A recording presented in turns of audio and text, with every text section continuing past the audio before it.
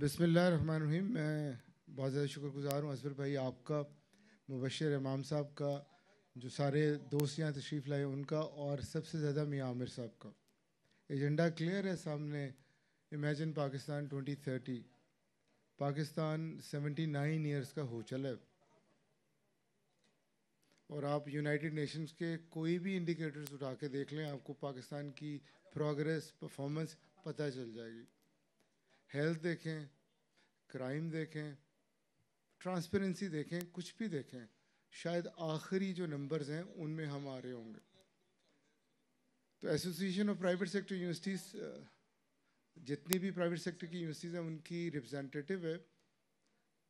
हमारी annual general meeting में सारे लोग एक जगह बैठे और बैठ के देखा कि हम जा किस तरफ रहे हैं और हमारी यूनिवर्सिटीज़ का फ़ायदा क्या है अगर हम एक फ्लरिशिंग सोसाइटी बना नहीं सकते। तो इस पर रिसर्चर्स बिठाए और बिठा के इस बात पर गौर किया कि क्या वजह क्या है, ये जो सारे इंडिकेटर्स हैं ये क्या बता रहे हैं। और हर हुकूमत में ही ऐसा है। अगर आप ग्राफ देखें तो 1947 से ये नीचे की तरफ ही आएगा, ये चेंज नहीं नज़र आएगा। इसका मतलब है कोई भी हुकूमत ऐसी नहीं थी जो कुछ बेहतर कर सकी हो।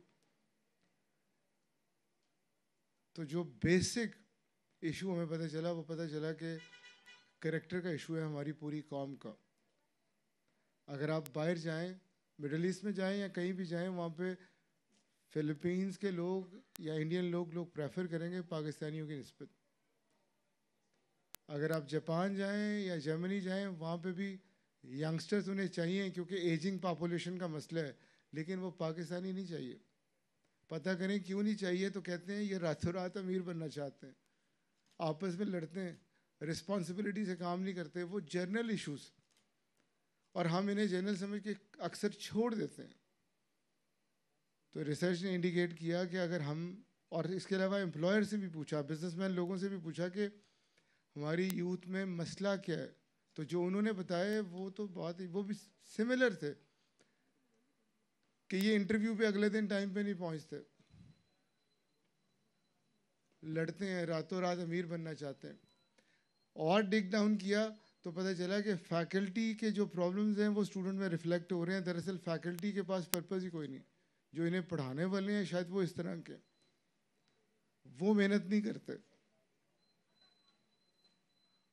वो ऑनेस्ट नहीं है, वो रिस्पॉन्सिबल नहीं है, वो फेयर नहीं है। तो इस पे association of private sector universities of Pakistan ने मेहनत की, मेहनत करके देखा कि किस तरह क्या करेक्टर पढ़ाया भी जा सकता है, क्या सिखाया जा सकता है, क्या करेक्टर असेस किया जा सकता है, क्या इम्प्रूव किया जा सकता है। तो शुरू में तो ये क्वालिटेटिव सी बात लगती है कि शायद ऐसा नहीं हो सकता, ये तो माँ बाप का काम है, ये स्कूल्स का काम है। तो रिसर्च से पता चला कि ऑक्सफोर्ड यूनिवर्सिटी भी इसी पे काम कर रही है, बर्मिंघम भी इसी पे काम कर रही है, शायद अमेरिकन यूनिवर्सिटीज़ भी इसी बात की फ़िक्र कर रही हैं कि इंडस्ट्रियलाइजेशन के दौर पर हम बाकी चीज़ों में तो आगे चले गए, लेकिन लीडरशिप क्राइसिस है।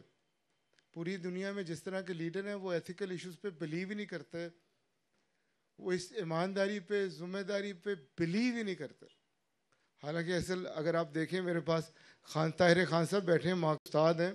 ब्रांड तो प्रॉमिस का नाम है कि जो आपने कहा वो पूरा करना है। और अगर एम्प्लॉयर को भी देखें तो जब वो रिक्रूट करता है तो 500 एप्लीकेशन में उसे तलाश होती है ऐसे शख्स की जिसके पास कोई विजन हो, जो ऑनेस्ट हो, जो रिस्पॉन्सिबल हो, जो एम्प्लॉयज से प्यार से एम्पथाइज कर सके। तो जो इंग्रेडिएंट मांग रहे हैं वो हमारे 21st सेंचुरी के ग्रेजुएट में तो है ही नहीं। और डीपली इसे डिग डाउन किया तो पता चला कि 21st सेंचुरी के जो ग्रेजुएट हैं उनमें भी लोग यही ढूंढ रहे हैं कि इन्हें क्लैरिटी ऑफ पर्पस हो, ये रिस्पॉन्सिबल हो, ये ऑनेस्ट हो, ये एम्पथाइज कर सके, ये कंपैशनेट हो, ये स्टीवर्डशिप के कायल हों। और दो चीज़ें और थी कि टेक्निकल स्किल्स भी हो और कम्युनिकेशन स्किल्स अच्छी हो। तो उस दिन से इस तलाश में थे कि हम ट्यूशन सेंटर के अलावा यूनिवर्सिटियों को और क्या बना सकते हैं। हमारे यहाँ इंटेलेक्चुअल डिबेट होनी चाहिए और जो कौमी इश्यूज़ हैं उन पर बात होनी चाहिए। तो अल्हम्दुलिल्लाह आज आपके सामने हाजिर हुए हैं कि association of private sector universities ने इस पर एक लीडरशिप का मॉडल तैयार कर लिया। वो ऐसा मॉडल है जो कल भी वैलिड था और आज भी वैलिड है, अक्रॉस रिलीजन, अक्रॉस बाउंड्रीज, और जब भी आपने करेक्टर सिखाना है तो उसके लिए रोल मॉडल की ज़रूरत होती है। तो हमें अपने रोल मॉडल ठीक करके उस मॉडल के मुताबिक चलना पड़ेगा। और मैं सिर्फ ज़ुबानी बातें अकीदत में नहीं कर रहा। रोल मॉडल हम ढूंढते रहे, पहले पाकिस्तान में, फिर अमेरिका के प्रेसिडेंट्स में, फिर नेल्सन मंडेला में, लेकिन जो कड़ी मिली वो जाके हज़रत मोहम्मद सल्लल्लाहु अलैहि वसल्लम पे मिली। और कैसे मिली कि मिनिमम रिसोर्सेज में जो इम्पैक्ट नबी पाक सल्लल्लाहु अलैहि वसल्लम ने क्रिएट किया वो आज तक कोई नहीं कर सका। दरअसल हर यूनिवर्सिटी फ्लरिशिंग सोसाइटी बनाना चाहती है। नबी पाक सल्लल्लाहु अलैहि वसल्लम ने मदीना में वो सोसाइटी बनाई, मक्का बगैर लड़ाई के फ़तह किया, और जब आखिरी वक्त था तो लाखों लोगों को सीधे रास्ते पे दिखा चुके थे। खुतबा हुज्जतुल विदा में यही था। तो वो क्या थे? वो रसूल बनने से पहले, नबी बनने से पहले सादिक और अमीन थे। और मेरी कौम 95% मुसलमानों पे है, लेकिन आप देख लें ट्रांसपेरेंसी पे इनका नंबर शायद 137वां हो।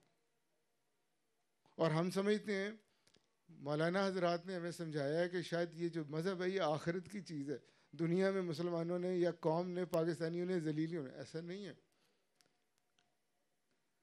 जो रास्ता मेरे नबी पाक सल्लल्लाहु अलैहि वसल्लम ने बताया था शायद हम उससे दूर जा चुके हैं। अगर हम कामयाबी बिजनेस में चाहते हैं तो अपना ब्रांड बनाने के लिए हमें जो कह रहे हैं वो करना होगा। शॉर्टकट्स कहीं नहीं लेके जाएंगे। हमें क्लैरिटी ऑफ पर्पस चाहिए, हमें रिस्पॉन्सिबिलिटी से अपना काम करना चाहिए, क्योंकि यही तो इबादत है। हदीसें हैं, हदीसें हैं कि अपना काम ऐसे तरीके से करना इबादत है।